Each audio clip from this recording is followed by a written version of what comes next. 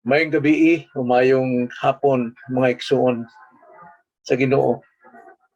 Naot pa nga karong mga taknaha, orasa, anda mga atong kasing-kasing, anda mga atong pandungog diha sa pulong sa Dios. So hinaot pa nga kita panalanginan, dining atong bag-ong serye nga akong giuluhan, ang hulagway sa tao o ang dagway sa tao nining atong kinabuhi.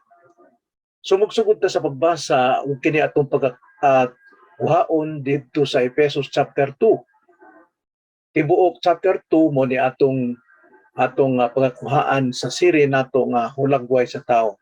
Apan karong gabi una akong sugdan, basahon nato ang bersikulo 1 ngadto sa 3. Og nagaingon, mga igsoon. Og kamo iyang gibuhi sa mga patay pa kamo tungod sa mga kalapasan og mga kasalanan. Nga niini na naggawi kamo kaniadto uyon sa paagi nining kalibutan, uyon sa magbubuot sa kagandahan sa kahanginan, sa espiritu nga karon mao ang naggalihok diha sa mga taong masupilon. Sa ilang taliwala kitang tanan na nagkinabuhi kaniadto diha sa mga pangibog sa atong unod. Diha sa mga pangibog sa atong unod nga mga matinumanon sa mga pangandoy sa lawas ug sa hunahuna.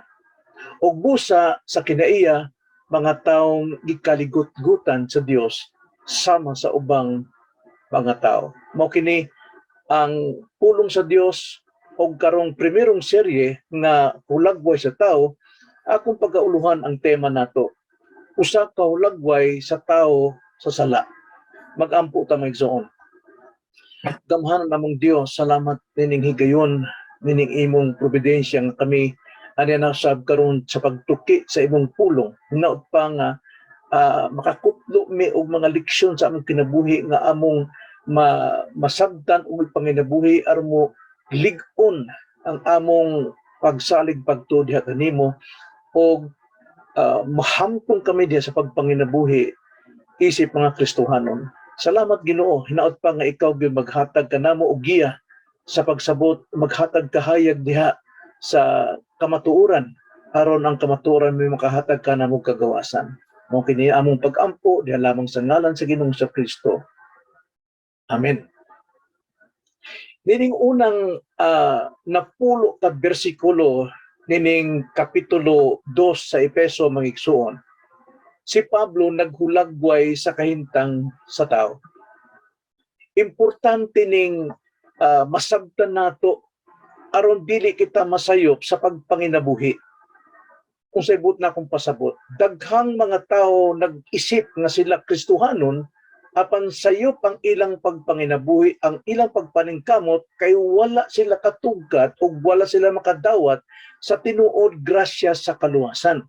Mao nang magsugod ta dinhi sa hulagway sa tao sa sala. Importante gyud kini masabtan nato kay kung kita miuntang Kristohanon apan wa day ta maluwas kay wa ta makasabot sa kamatuoran. Kamatuoran lamay makahatag kanatong kagawasan, katin-aw sa atong panghunahuna, kahapsay sa atong kinabuhi. Kay tingalig sa atong pagkinabuhing matarong, nahimong pangkaugalingon, no? Kaugalingong pagkamatarong, self-righteousness. Dili iya sa Ginoo, dili iya kang Kristo.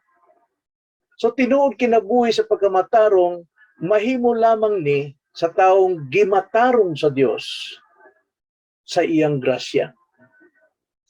Kining chapter 2 o kapitulo 2 sa Efeso, makita nato ang kahimtang sa tao, ang iyang kahimtang, ang iyang hulagway. Primero, ang tao nga anaa sa sala, bersikulo 1 ngadto 3. Ikaduha, ang tao nga anaa sa kaluwasan, bersikulo 4 ngadto 9. Unya ikatulo, ang tao nga anaa sa pag-alagad, bersikulo 10. Og karon sa atong pagsugod, atong tan-awon, tukion, sabton ang bersikulo 1 ngadto sa 3. Ato angay nga kini masabtan. Mao ni ang hulagway sa tao, sa usa ka tawo nga anaa sa sala.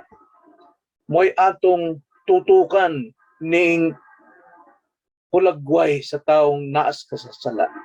So ato ning tan-awon sa upat o tulo ka punto na igsuon. Primero, ang hulagway sa taong makasasala patay sa espiritual. Patay sa espiritual. Atong basahon bersikulo 1 ug bisan pa ngadto sa bersikulo 5 nagaingon sa bersikulo 1, ug kamo iyang gibuhi sa mga patay pa kamo tungod sa mga kalapasan o mga kasalanan. Now, ang context din ay maigsuon, ang kaistorya gisuwatan ni Pablo din ang mga Kristohanon sa Efesos. O gipasabot ni Pablo nga kamong mga taga-Efesos, Kristohanon na, luwas no na, apan sa kaniadto sa dili pa mo Kristohanon, dili pa mo luwas nun, kamo mga patay sa kalapasan o mga kasalanan. Versikulo 5, dugang nga bersikulo. Bisan sa mga patay pa kita, kauban si Pablo, tungod sa atong mga kasalanan, nagbuhi siya kanato uban kang Kristo. Tungod sa grasya, nangaluwas kamo. Sabtulan nato, nga atong kaluwasan, grasya, nga naman. Kay dili mahimo sa sakataw nga maningkamot tungod siya patay man. So ato kining tagsa-tagsaon na igsoon atong klaruhon ni. Dinhi gisaysay ni Pablo ang kahimtang sa mga Kristohanon sa Efeso sa niadtong sila anaa pa sa sala.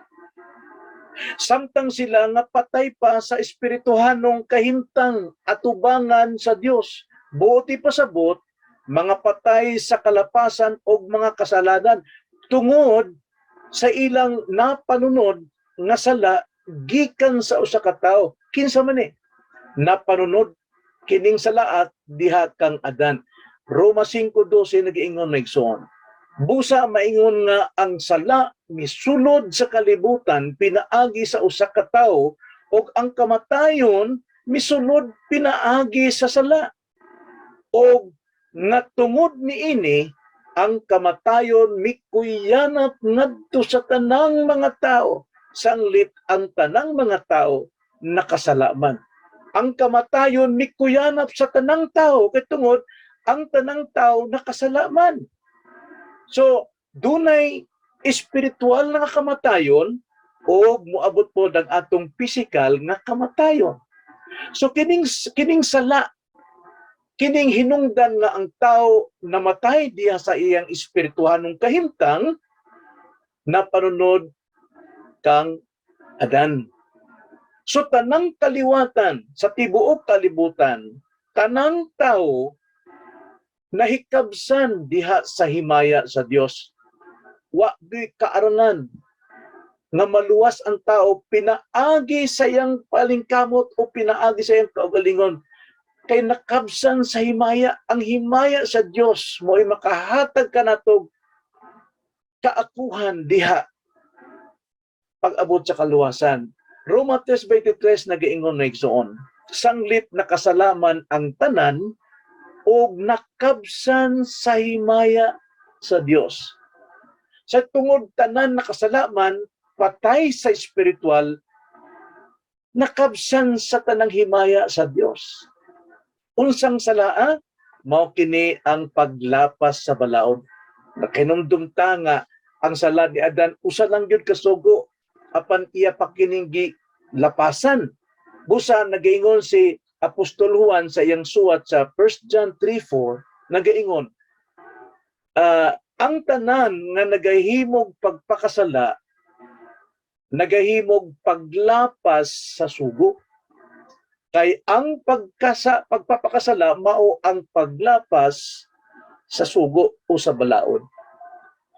So makita nato tanang mga tao patay sa espiritu nga naman kay tungod buhi sila sa unod nga mulihok og unsay gusto sa sala. Busa ang tanang tao makasala gyud og nagahimo og sala. Busa ang tanang tao way kahimuan sa kaluwasan. Kay ang kaluwasan madawat pinaagi sa gahom lamang sa espiritu. Dili sa unod nung pamaagi. Dili sa pagpaningkamot o buhat o trabaho sa tao, kundi ang kaluwasan pinaagi lamang sa espiritong pamaagi. So busa ang mga tao kay tungod patay man sa sala, ang bayad sa sala mao ang kamatayon, kalaglagan didto sa impyerno, sa kalayo, nagsigang kalayo. Roma 6:23 nagingon kay ang suhol gikan sa sala, kay ang sala ato mang gitrabaho mo nang ang suhol niini mao ang kamatayon. Kamatayon gyud. Apan ang walay bayad dili tinrabahuan nga gasa gikan sa Dios mao ang kinabuhing dayon. Diha kang Kristo Jesus nga atong Ginoo. So busa ang kaluwasan kuno o ang kinabuhing dayon walay bayad. Gasa kini. Mao na nga ang kaluwasan dili gyud mahimo sa tao o pinaagi sa buhat sa tao. Busa tanan kay nakasala man nakabsan sa himaya. Bisan unsaon sa pagpaningkamot sa tao, pakyas gyud bisan pag usa ka libong relihiyon imong pagasudlan, pakyas gyud ang tao wa gay kaluwasan. Busa ang tanan paingon sa kamatayon sa hukom. Mamatay ang atong pisikal nga lawas, wa gyud tay papaingnan. Ngadto lang gyud sa hukom. Hebreo 9:27 og maingon nga ang tao ginabut-an nga mamatay sa makausara og tapos ni ana mao ang hukom. So kung tan-aw na tumaigsoon kay tanang tao nakasalaman og mikuyanat ang kamatayon sa tanang tao kay tungod ang tanang tao nakasala, unsa may ang paglaom? Wala. Ang iyang papaingnan mao ang hukom. Kay ang bayad sa sala o ang suhol sa sala kamatayon man didto sa impyerno. So busa kung ang tao patay sa sala o sa kalapasan, ikaduha, ulipon siya sa sala. No? Ulipon siya sa sala. Versikulo 2 sa atong teksto, Efeso 2:2. Nga niini na naggawi kamo kaniadto uyon sa paagi niining kalibutana. Uyon sa magbubuot sa kagandahan sa kahanginan. Sa espiritu nga karon mao ang nagalihok diha sa mga taong masupilon. So diha makita nato ang tao na ulipon. Primero sa sistema o kalihukan sa kalibutan. Ikaduha, naulipon siya sa gahom sa kaaway nga mao si Satanas. Primero sa kalibutan. Mao na nga ang tanang tao ug unsay gustos kalibutan, ug unsay naas kalibutan, mao'y ilang pangandoy nga naman. Kay patay man ang ilang kalag, patay man ang ilang kasing-kasing, patay man ang espiritu nga kahimuan alang diya sa pagduol sa Dios, kundi unod nun man ang tao. Ang iyang kalag makasasala, patay, busa, pang kamatayo o ang patay nga ang kalag nga makasalanan maoy pagabuhaton sa unod og ang kalibutan maoy muulipon sa mga tao nga makasasala. Tanaw ang bersikulo 2, basahan nato utrong bersikulo 2 sa primero, unsay gisulti diha maigsoon. Nagaingon nga niini na naggawi kamo kaniadto. Unsa toy kisay nagsulti ni si Pablo, kisay iyang giswatan ni istoryan ang mga Kristohanon sa Efeso o gipahinom din ni Pablo kung kinsa sila niadto nga wa pamaluwas. Nga niini kuno na naggawi kamo kaniadto unsa man uyon sa paagi nining kalibutana. Busa giingnan nga kalibutanon ang tao nga patay diha sa espiritu. But pasabot patay sa espiritu ang iyang kalag ulipon sa sala, dili gyud makalihok sa espirituhanong lihok, ang iyang kasing-kasing na ulipon sa sala mo nang di gyud siya makahigugma gyud sa Dios sama sa gusto sa Dios, ulipon gyud siya. So busa ang iyang pangandoy, ang iyang gawi mao ang kalibutan. Naulipon sa gawi sa kalibutan ang tao. Nahiuyon sa gawi sa kalibutan ang tao. mo nang ingon ni Miss Pablo sa mga taga-Romang Kristohanon, nga Kristohanon na apan, murag nahigugmos kalibutan, Roma 12:2, ayaw kamo paghiuyon nining kalibutan. Inay kamo maghinulsol, magbagpog huna-huna. Mo na gisulti ni Pablo. Mo na nga ang tao nga patay diha sa espirituhanong kahimuan, ang iyang kalag ulipon sa sala, patay, dili gyud na mahimo kundi ang unod niya mo'y maghari, mo'y maulipon sa gawi sa kalibutan, nahiuyon sa gawi sa kalibutan, o nahiuyon sa kagandahan sa kahanginan. Ikaduha, dili lang kay ulipon siya sa gawi sa kalibutan, ulipon po siya sa gahom sa kaaway, mao si Satanas. Versikulo 2 sa ikaliwala, uyon sa magbubuot sa kagandahan sa kahanginan, sa espiritu nga karon mao ang nagalihok diha sa mga taong masupilon. Kisa may naglihok sa mga taong masupilon, mukontra sa Dios, kaaway sa Dios, masupilon sa Dios. Siyempre, dili ang Dios, kundi ang Dios sa kalibutan nga mao si Satanas. Busa ang isang tao nga sala, ang isang tao makasasala, patay sa espiritual, patay sa sala, ulipon siya sa gahom ni Satanas. Kung unsay gusto ni Satanas, mao'y ilang pagabuhaton. May daghang hubog-hubog, daghang mamakat, daghang mga garbo, daghang kayong mga dautan kay tungod mao may dikta sa espiritus kahanginan nga mao si Satanas. Siya karon ang nagalihok sa mga taong masupilon. So, kung wala ka kasabot, amigo, higala, sa kamatuoran sa kahimtang sa tao nga makasasala, nga wala pagyod babag-o ang iyang kasing-kasing, mahimo siya mo angkon Kristohanon, bisan pagpila ka tuig, 30 na ka tuig siya moingon Kristohanon, apan ang iyang gawi, kalibutanon.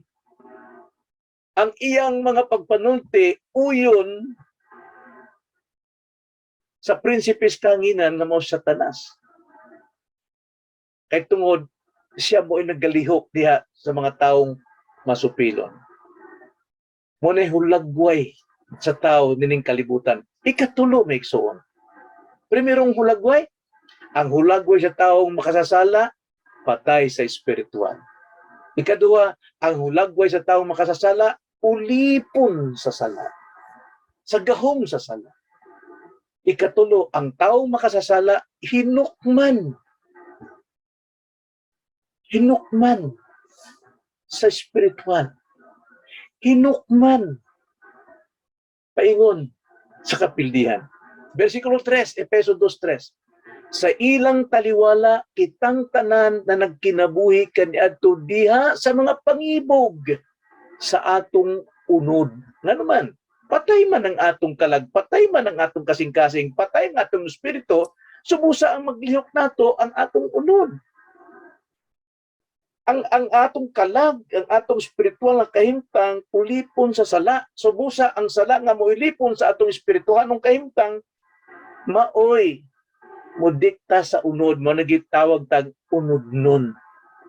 Subusa, basa na ito Tron 3, sa ilang taliwala, kitang tanan na nagkinabuhi kaniadto diha sa mga pangibog sa atong unod, nga mga matinumanon sa mga pangandoy sa lawas, og sa hunahuna, og busa sa kinaiya, mga taong gikaligut-gutan sa Dios, sama sa ubang mga tao.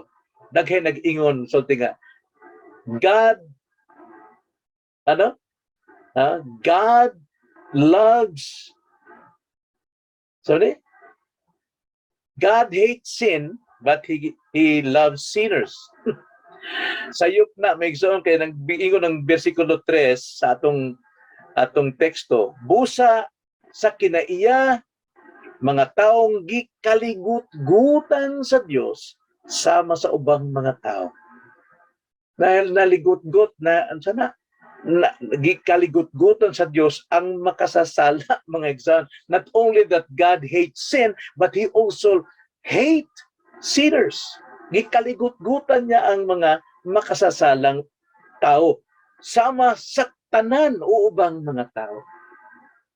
So mo ni ikatulo, may igsoon ng hulagway sa tao sa sala, ikatulo, hinukman, no?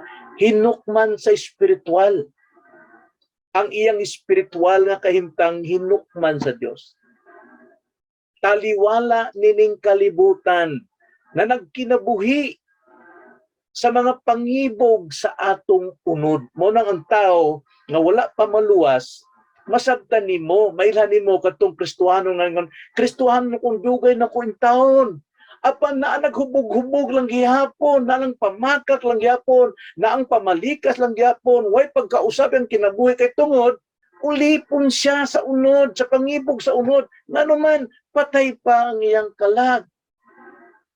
Patay pa. So matinumanon siya sa mga pangandoy sa lawas. Halang pangartig yun na, halang sinina nga po, gilaw-gilaw, nga pasiksi pa, bisag tambo ka lang, hugot kayo yung mga karasunis na body fit yun, bisag pag balikwang na ng mga tuhod, nga piki na kitungod naging unod nun. Pangandoy sa lawas. Wala sila'y kaulaw. Pero apan ng Kristohanon yun, na tinuod yun, bagong kasing-kasing, dunag yun kaulaw sa mga lihok sa kalibutanon. So, taliwala nining kalibutan, matinumanon. O nga, gikaligut-gutan sa Dios. O nga, maingon tang Kristohanon, tanya, mausab ang atong huna-huna, pigsoon, kanang nagwali, o kanang nagsulti nga karon ikaw, Kristohano, na kay nag-altar call ka, mo na makapatig-as imong kasing-kasing nga nagtuo ka nga Kristohanon ka na apan wa pa di ay, kay wa ka makasabot og unsay imong kahimtang sa makasasala, papatay ka. Kinanglan nimo ang gahom sa Dios, kinanglan nimo ang grasya sa Dios, kinanglan nimo ang himaya sa Dios, kinanglan nga mabuhi sa ang imong kalag, ang imong espiritual nga pagkatao, kinahanglan mabuhi kay patay ka na. Wala ka wa na kahimuan nga moduol sa Dios, mosalig sa Dios kay patay ka na. Kinahanglan ianak ka pag-usab sa bag-ong espiritu aron ikaw makasalig kang Kristo, makadawat kang Kristo. So walay kahimuot ang Dios bisan gamay sa mga taong masupilon, gikaligut-gutan ang tanan. Busa hinukman. Sama sa mga Hudyo, nagiwalihan ni Pablo sa Roma 1, versikulo 18, 21, kutos 21 o kutos 31 na basahin lang nato ang kutos 21. Nagaingon Nixon, kay gikan sa langit ginapadayag ang kapungot sa Dios batok sa tanang pagkadili Dios nun o pagkadili matarong sa mga tao nga nagababag sa kamatuoran pinaagi sa ilang pagkadautan. Di ba? Bisan Kristohanon, ang kung Kristohanon apan nagababag sa kamatuoran. Dili mo to, dinhin ako na buhi, ani ko mamatay. Nganong mo balhin man kog reliyon? Og ako bunagin ako nganong maminaw pa man ko sa uban nga nagwali og pulong nan og sayo pang imong gipaminawan nya gi ingnan ka sa nagwawali nga karon Kristohan ka na sa ilang mga baba apan dili sa baba sa Dios kinahanglan gyud makita yung kabag-uhan dili mahimo mao nang ang Dios sa mga taong miangkon nga sila Dios nun apan nagababag sila sa kamatuoran pinaagi sa ilang pagkadautan ang kapungot sa Dios yang gipadayag sa matag adlaw mo nang daghang kayong silot daghang kayong problema tungod sa mga masupilon. Versikulo 9, Roma 1:19, kay ang arang mahibaluan may tungod sa Dios tataw ngadto kanila kay kinigipakita man sa Dios ngadto kanila.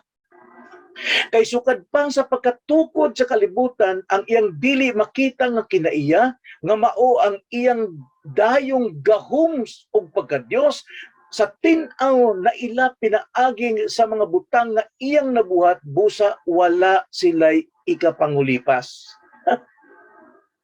Kay paumantanan ng dunay Dios apan wa mo salig sa eksaktong pulong nga maoy makapag-anak pag-usab ang ebanghelyo. Versikulo 21, kay bisan na nagpakaila na sila sa Dios, wala niya siya pasidunggi ingon nga Dios, ni magpasalamat kaniya, hinunua, maoy ilang gihinutukan ang mga hinunahuna nga walay dapat hangtod sa gingit-ngitan lang ang ilang habol nga mga salabutan. Inay mo simba o mo respetar sa tinuod nga Dios, ngadtos mga Dios-Diosan sila nagapasalamat. Mo nang ang kapungot sa Dios iyag yung gibubo sa kalibutan sa matag adlaw tungod sa daghang mga supilon. So maunay dagway sa tao maigsuon nga way tinuod nga kaluwasan wala anak pag-usab. Unyan do na magaling mo angkon nga siya anak mag-usab kay tungod gisulti sa ilang magtutudlo nga ikaw po naging kana. Dili kinanglan ang pulong sa Dios mooy mohatag ka nato assurance that we are born again. At kining pagka-born again, makita gyud sa imong kinabuhi. 2 Corinthians 5:17. Kinsa katong anak ang Kristo bag-ong binuhat og tan-awa, makita wala na gyud ang daan. Unya nagkabag-o ang tanan. Continually renewing tanan buhat maigsuon. So hinukman sa kaligud-gud sa Dios. Mo nang ang atong pagkakristohanon dili kita musalig sa sulti lamas magwawali. Kinahanglan makita gyud nato sa pulong igo ba ang pagkawali o paghatag o interpretasyon sa iyang pulong. Kinahanglan gyud eksakto. Dili kay daghang wali karon nga pinakataw-an nay no andyan na hinakbahak katawa lingaw kaayo unya ingon Kristohanon apan wala gyud makita ang tinuod nga ebanghelyo nga makapabag-o sa kalag, makapabag-o sa pagkataw, makahatag og kinabuhing dayon. Karon leksyon maigsoon. Matag tao sukad nakapuyo sa yuta, bisan pa katong matag usa ka tawo karon nga nagapuyo nining yuta, o bisan pa sa matag tawo nga mupuyo pa, moabot pa nining yuta, tanan makasasala og tanan paingon sa kaligut-gut sa hukom. Kinsa may makaluwas nato ang atong kaugalingong paningkamot, ang atong pagtuo, unsaon nga pagtuo kung patay ka, naigsuon. Karon adlaw sa pangapatay, pila ka tuig nang ilang giugbukan og kining kandila kanang ilang mga pansyon diha. Naabay hingbakod. Nabay sulti, okay lang ko dire, dasang kaimtang. Wala gyud. Kay Lucas 16, kung atong basahon niya, katong tuwas langit di na makanaog sa yuta ug katong tuwas impierno di na makasaka ngadto sa yuta, way makabalik. Patay man naigsuon. Patay man.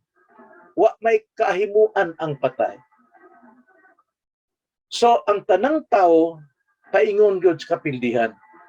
Apan salamat sa grasya, sa gugma, sa kaluoy sa Dios.